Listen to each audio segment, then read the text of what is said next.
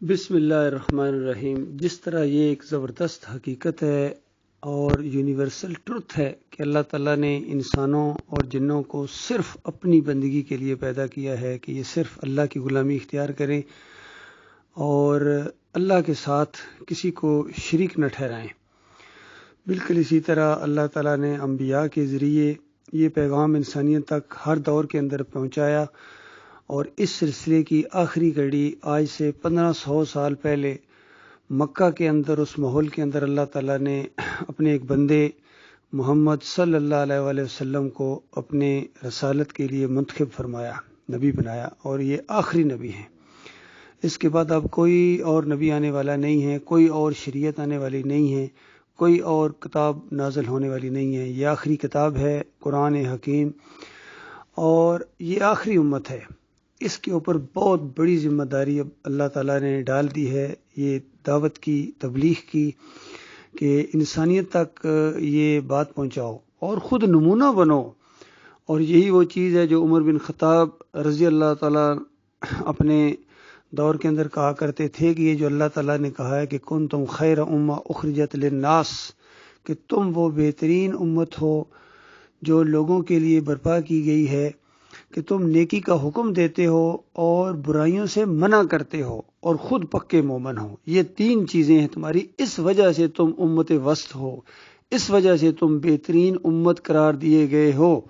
اس کے علاوہ نہ علاقے کی وجہ سے، نہ مکی ہونے کی وجہ سے، نہ مدنی ہونے کی وجہ سے، اور نہ کوئی اور جو ہے نا معیار ہے اللہ کے ہاں۔ اللہ کے ہاں صرف ایمان خالص معیار ہے، کہ جس طرح فرمایا تم سب آدم علیہ السلام کی اولاد ہو، اور ان اکرمکم عند اللہ اتقاکم، کہ تم میں اللہ کے نزدیک وہ پیارا ہے، اللہ کا محبوب وہ ہے، اور اللہ کے قریب وہ ہے جو اللہ سے ڈرنے والا ہے، یعنی اللہ سے محبت کے ساتھ ڈرنے والا۔ جس طرح ایک فرما بردار غلام ہوتا ہے، پیار اور محبت کرنے والا اپنے آقا سے، وہ جو ڈرتا ہے وہ اس وجہ سے ڈرتا ہے کہ میرا مالک کہیں میرے سے ناراض نہ ہو جائے، اور کہیں کوئی ایسا کام نہ ہو جائے جو اس کے مزاج کے خلاف ہو۔ تو یہ دنیاوی لحاظ سے جو غلام ہوتا ہے وہ اس طرح کرتا ہے۔ تو جو حقیقی غلام ہے اللہ تعالیٰ کے، انسان جو ہیں، یعنی ہم لوگ حقیقی غلام ہیں، اللہ نے ہمیں پیدا کیا ہے، تو ہمیں کتنی زیادہ محبت ہونی چاہیے اپنے مالک اور خالق کے ساتھ، ہمیں کتنا زیادہ اعتماد ہونا چاہیے اپنے مالک اور خالق کے ساتھ، اور ہم اللہ کے ساتھ محبت کریں، اور جو بھی اللہ کے بندے ہیں، یعنی اللہ کے علاوہ کسی اور کے بندے نہیں ہیں، ہم ان سے بھی محبت کریں، اس وجہ سے کہ ہمارے اللہ کے یہ فرما بردار ہیں۔ تو جو ہماری محبت ہو وہ اللہ کے لیے ہو، اور اگر ہم کسی سے لڑائی جھگڑا کریں تو اللہ ہی کی وجہ سے کریں، کہ جس نے بھی ہمارے مالک اور خالق کے خلاف کوئی بات کہی ہے، یا کوئی اپنی چلا رہا، یا کسی اور کی کندھے کے اوپر یہ رکھ کے خدائی کسی اور کی مان رہا ہے، یا یہ، تو ایسے سارے لوگ ہمیں اچھے نہیں لگتے ہیں، اور ہماری یہ گویا جنگ ہے ان کے ساتھ، اور ہماری زندگی کا مشن یہی ہے کہ اللہ کے دین کو غالب کرنے کے لیے ہم لوگوں تک یہ دعوت پہنچائیں، ایمان کی دعوت، جس کو تبلیغ بھی کہتے ہیں۔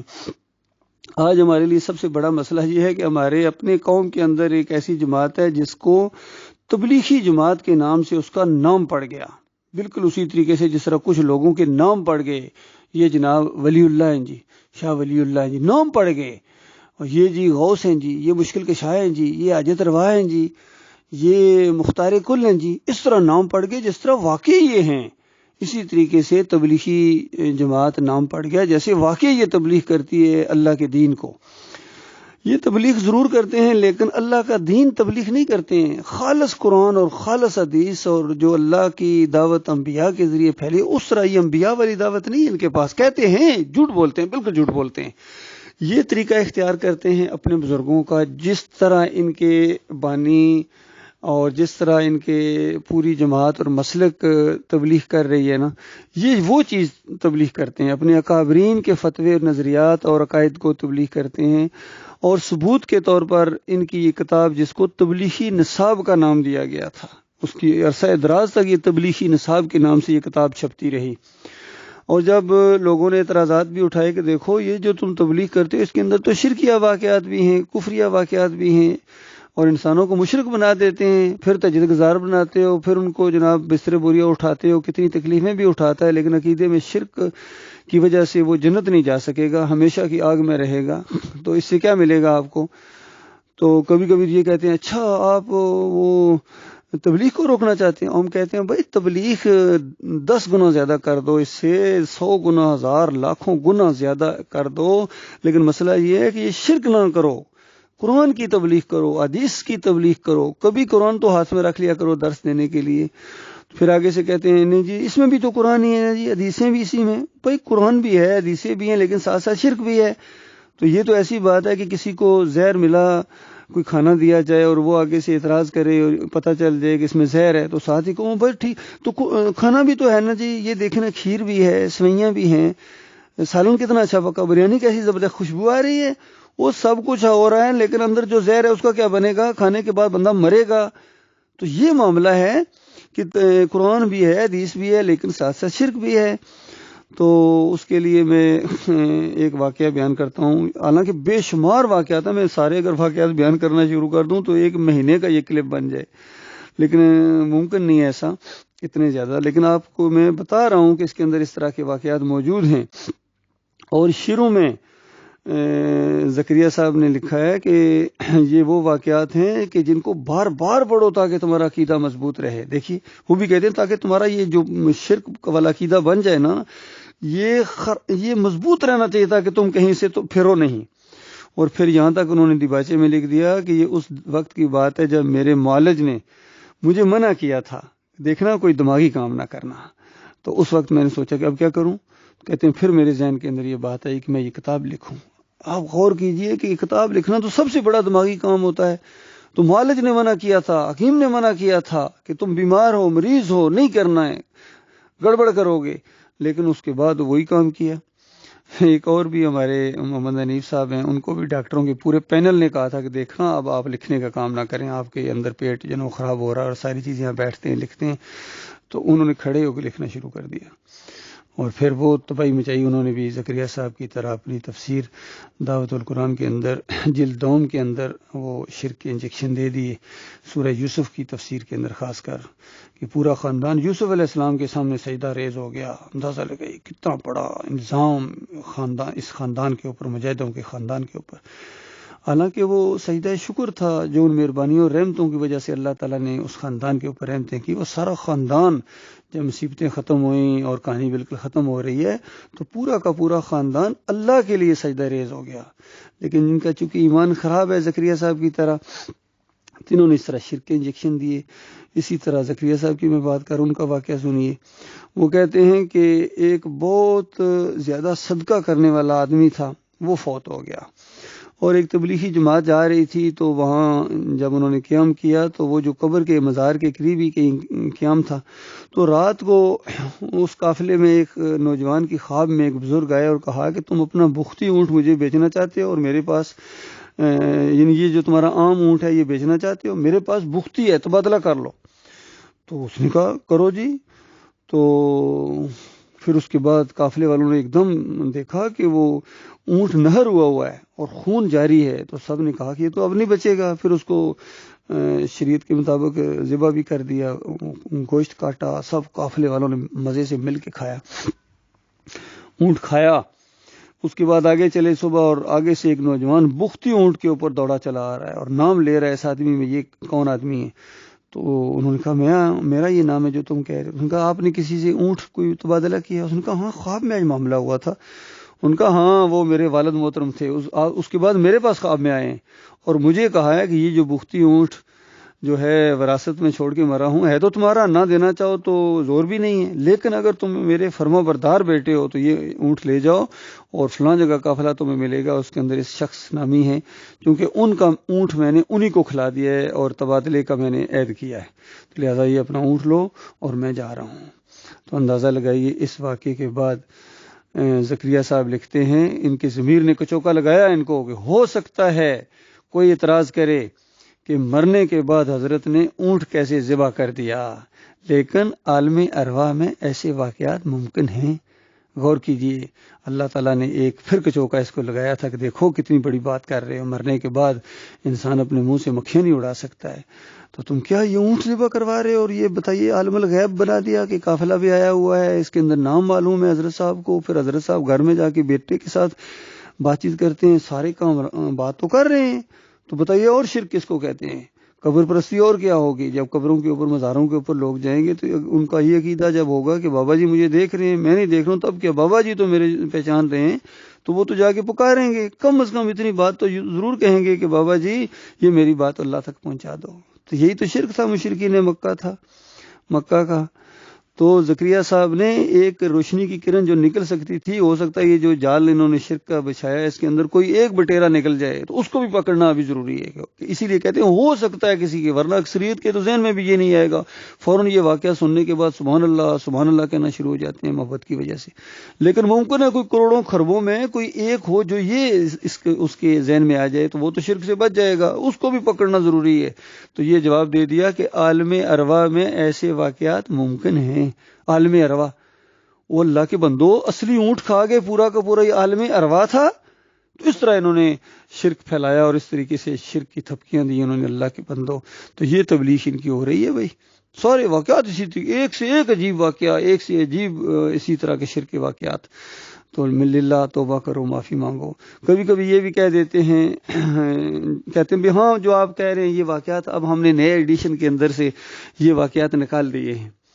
تو میں ان کو کہتا ہوں دیکھو شرک تو انسان کو ہمیشہ کی آگ میں رکھے گا، اور جن کا شرک ثابت ہے اب وہ رحمت اللہ علیہ نہیں رہے ہیں، تو یہ واقعات تو آپ نے کتاب سے نکال دیے، اب زکریا صاحب کو جہنم سے کیسے نکالو گے؟ اور جو بڑے بڑے جتنے اکابرین اس کو صحیح مانتے ہوئے اس شرک کو پھیلاتے رہے ان کا کیا بنے گا؟ ان کو کیسے جہنم سے نکالو گے؟ تو اس کے بعد کہتے ہیں تم بزرگوں کو نہیں مانتے ہو۔ بتاؤ یہ بزرگ ہوتے ہیں جو شرک اور کفر پھیلائیں، شرک یا نعرے لگوائیں، پوری قوم کو مشرک بنا دیں؟ ان کی رگوں کے اندر ان نمازیوں کو، ان تہجد گزاروں کو کتنے ہیں جہاد کرنے والے، کتنے ہیں سخی اور سخاوت کرنے والے، اور اتنی زیادہ وہ دین کی باتیں کرنے والے، اخلاق والے، کہتے ہیں پھر ان کو کچھ نہ کہو، کیا پتا مرنے سے ایک سیکنڈ پہلے توبہ کر کے مرے ہوں۔ تو یہ فلسفہ پھر بتائیے، پھر قرآن تو کہتا ہے الذین تابوا واصلحوا وبینوا، جو اگر احساس ہو جائے کسی عالم دین کو تو اس کا مطلب ہے توبہ کرے، اصلاح کرے اور بیان کرے، تاکہ لوگوں کو بتائے کہ یہ دیکھو میں یہ جو کچھ شرک اور کفر پھیلاتا رہا ہوں، یہ میں اللہ سے بھی معافی مانگتا ہوں، بھائیو تم بھی مجھے معاف کرو اور سختی نہ کرو، میں مولویوں اور پیروں کے چکر میں آ کے یہ اوپر سے جو عقائد مشرکانہ چلے آ رہے تھے میرا بھی دماغ بن گیا تھا اور میں بھی یہی کرتا رہا ہوں، تو یہ سارے کریں، سب کا یہی معاملہ ہے، یہ صرف زکریا صاحب کا معاملہ نہیں ہے، یاد رکھیے۔ غنیت الطالبین پڑھیں، انفاس العارفین پڑھیں ان کی، اور کشف المحجوب پڑھیں، مجدد الافسانی کے یہ مکتوبات پڑھیں، کوئی ہے جو اس شرک سے بچا ہوا ہو، اعلیٰ حضرت کو پڑھیں، ابو العلا کو پڑھیں، کہیں نہ کہیں شرک کے ان کے اندر جراثیم موجود ہیں، اور یہ کسی میں کم اور کسی میں زیادہ۔ تو اللہ کے بندو یہ ہے مسئلہ، تبلیغ کرو لیکن حق بات کی تبلیغ کرو، وتواصوا بالحق اللہ نے کہا ہے۔ آج جو اٹھتا ہے اپنی چیز کو ہی کہتا ہے حق کے ساتھ ہم کھڑے ہیں، حتیٰ کہ سیاسی لوگ بھی فریبکار اسی انداز سے ان مولویوں سے یہ چیزیں سیکھ گئے ہیں۔ عمران خان بھی بہت زیادہ میں حق کے ساتھ کھڑا ہوں، حق کا ساتھ دو، اپنے ووٹ مانگ رہا کہتا حق کا ساتھ دو۔ وہ جمہوریت کا سارا نظام مشرکانہ نظام ہے، اور آپ کے اندر تو ویسے بھی بہت شرک ہے، آپ تو مزاروں کے اوپر جا کے سجدہ کرنے والے، چوکھٹوں کو چومنے والے اور امام ضامن بندھنے والے ہیں، یا علی مدد کا پٹا اپنے بازو پر بندھوایا ہے، اور اس کے بعد مشرکانہ قوالیوں کے اوپر آپ جھومتے ہیں کہ او لال میری لجپال اور علی دا پہلا نمبر، اور سارے مشرکانہ چیزیں اور مسل کی چیزیں آپ کے اندر موجود ہیں۔ تو بتاؤ کس طرح آپ مدینہ ریاست بناؤ گے؟ آپ تو نہیں بنا سکتے ہیں، اور آپ کو اقتدار جب اصلی بڑا اقتدار کبھی مل بھی گیا جس میں آپ رونا روتے ہیں کہ میرے پاس اختیارات نہیں تھے، اندازہ کہ وزیر اعظم کہے میرے پاس اختیارات نہیں تھے، تو اس سے بڑا کوئی جھوٹ اور فراڈ اور لطیفہ ہو سکتا ہے؟ اور بالفرض اس طرح کا اقتدار آپ کو مل بھی جائے جس طرح آپ چاہتے ہیں مکمل اختیارات کے ساتھ، تو اس کے بعد آپ کیا کریں گے؟ مزار بنوائیں گے نا، سجدے کریں گے، خود بھی کریں گے اور لوگوں سے بھی کروائیں گے، خود بھی جھکیں گے اور اپنی قوم کو بھی جھکائیں گے، اور آپ کا یہ نعرہ بالکل باطل ثابت ہو جائے گا کہ نہ میں خود کسی کے سامنے جھکتا ہوں، نہ کسی قوم کو، جو اپنی قوم کو نہیں جھکنے دوں گا۔ نہیں، آپ جھکتے ہیں مزار کے سامنے. یہ گبرو سر خود بخود جھک جاتا ہے، چونکہ دماغ میں شرک ہے، رگوں میں خون میں شرک دوڑ رہا ہے. سارے اسی طرح ہیں، چاہے فضل الرحمان ہوں، چاہے تقی عثمانی ہوں، چاہے یہ طاہر القادری ہوں، چاہے یہ طارق جمیل ہوں، ایک سے ایک بڑھ کر شرک کا دائی ہے، ایک سے ایک شرک کی حمایت کرنے والے. تو اللہ کے بندو یہ معاملہ ہے.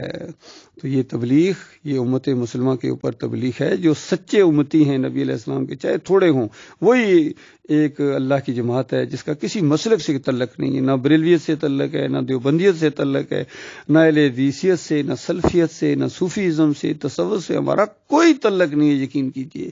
بلکہ ان سے ہم بالکل بیزار ہیں، بیزاری کا اعلان کرتے ہیں. نہ براء منکم ومما تعبدون من دون اللہ. اسی طرح جس طرح نبی علیہ السلام نے جو ہے بیزاری کا اعلان کیا ابراہیم علیہ السلام کی سنت کے اوپر چلتے ہوئے قوم سے، میں بالکل بیزار ہوں تم سے اور تمہارے اکابرین سے جو شرک و کفر کے دائی یہ رہے ہیں. حتی تؤمنوا باللہ وحدہ، میرا اندر سے بغض ہے ایک. حتی تؤمنوا باللہ وحدہ، اس وقت تک جب تم ایک اللہ پر ایمان نہ لے آؤ، ایک اللہ پر ایمان لاؤ کہ وہ داتا ہے، وہ دستگیر ہے، وہ مشکل کشا ہے، وہ اجر روا ہے، وہ غریب نواز ہے، وہ عالم الغیب ہے، اور اس کو پکارنا ہے بغیر واسطے وسیلے کے، بغیر واسطے وسیلے کے. وہ شارک سے زیادہ قریب ہے، دل کے وسوسے وہ جانتا ہے، صرف اس کو رکوع ہیں، صرف اس کو سجدے ہیں. بس یہ بات مانتے ہو تو پھر تم اللہ کے ہاں مسلمان ہو، مسلم ہو. لیکن اگر یہ بات نہیں مانتے ہو تو پھر تم کچرا ہو، کچرا ہو. پھر تم امت مسلمہ اور بہترین امت نہیں بلکہ بدترین لوگ ہو، اسفل السافلین ہو، اور تمہیں پھر ہمیشہ کی آگ کے اندر رہنا پڑے گا. تبلیغوں کے باوجود، جہاد کے باوجود، تہجد گزاریوں کے باوجود، عمرے کرنے کے باوجود، حج کرنے کے باوجود، اور صدقہ خیرات کرنے کے باوجود، اچھے اخلاق کے باوجود تمہیں ہمیشہ کی آگ میں رہنا پڑے گا، کیونکہ تمہیں اللہ کی کتاب کے اوپر یقین ہی نہیں ہے. اللہ کی کتاب جس چیز کو شرک کہتی ہے، تم کہتے ہو کیا پتہ نہ ہی ہو، کیا پتہ ہی، اور تم ماننے کے لیے تیار ہو. کبھی کسی مشرک قوم نے اپنا شرک مانا ہے؟ کبھی کسی عالم دین نے کہا کہ ہاں میں شرک پھیلا رہا ہوں؟ یہ ہوتا ہی نہیں ہے، وہ تو خیر خواہی کی وجہ سے آتا ہے. یہی معاملہ آج ان مسلمانوں کے ساتھ ہو رہا ہے، بہت بڑا فراڈ ہو رہا ہے. میں خیر خواہی کے ساتھ یہ آپ کو بات بتا رہا ہوں. میرے بھائیوں، میرا کسی مسلک سے کوئی تعلق نہیں ہے، کسی سیاسی پارٹی سے کوئی تعلق نہیں ہے. میں آپ کا بھائی ہوں، میں آرمی افسر ہوں الحمدللہ. 7 پنجاب ریجمنٹ سے ریٹائر ہوا ہوں، اور اسی دین کی بات کے اوپر میں نے 38 سال پہلے یہی ایمان عقیدے کی باتیں وہاں بھی بیان کی تھی. کاش اس وقت یہ بات مان لیتی ہے فوج پاکستان میری. آج دنیا کا نقشہ تبدیل ہوتا ہے، یقین کیجیے. جب کبھی خیر ہوگی اسی انداز سے ہوگی. یہ یونیک سولوشن ہے جو میں نے پیش کیا قرآن و حدیث کے مطابق. جب تک ایمان عقیدے کی، اور یہ میری بات نہیں ہے، محمد صلی اللہ علیہ وآلہ وسلم نے کہا تھا کہ میں اس طرح اصلاح کر رہا ہوں جس طرح پچھلی قوموں کی اصلاح ہوئی ہے. آئندہ جب کبھی اصلاح ہوگی اسی طریقے سے ہوگی جس طرح میں کر رہا ہوں. تو یہ بات میرے دل میں اتر گئی کہ ہم اس طرح اصلاح کیوں نہیں کر رہے ہیں جو محمد صلی اللہ علیہ وسلم کا طریقہ ہے. بڑی بڑی کتابیں پڑھی جاتی ہیں، بڑے بڑے دوسرے ملکوں کے مثالیں دی جاتی ہیں، کبھی سوئٹزرلینڈ کی اور کبھی جاپان کی اور کبھی فرانس کی اور کبھی امریکہ کی اور روس اور چائنا کے طرز کی وہ انداز اختیار کرنے کے لیے کہا جاتا ہے. اور پھر یہ سب کچھ کر کے کہتے ہیں پھر مدینہ ریاست بنا لیں گے. واہ کیا بات ہے ان کی، کیا بات ہے ان کی، کیا دماغ ہے ان کا. یہ سر پھرے ان کو کب ہوش آئے گی. للہ عوام ان کے پیچھے نہ بھاگو. یہ اپنی دنیا کی خاطر تمہاری دنیا اور آخرت دونوں برباد کر دیں گے. اس کے بعد وہاں جہنم کی آگ کے اندر ہمیشہ رہنا پڑے گا. ان کے ساتھ چیخو گے، چلاؤ گے اور واپس نہیں آؤ گے. بچے گا وہ جو آج مرنے سے پہلے توبہ کر رہے. للہ توبہ کرو، ایمان خالص کی طرف واپس لوٹو میرے پیارے بھائیوں.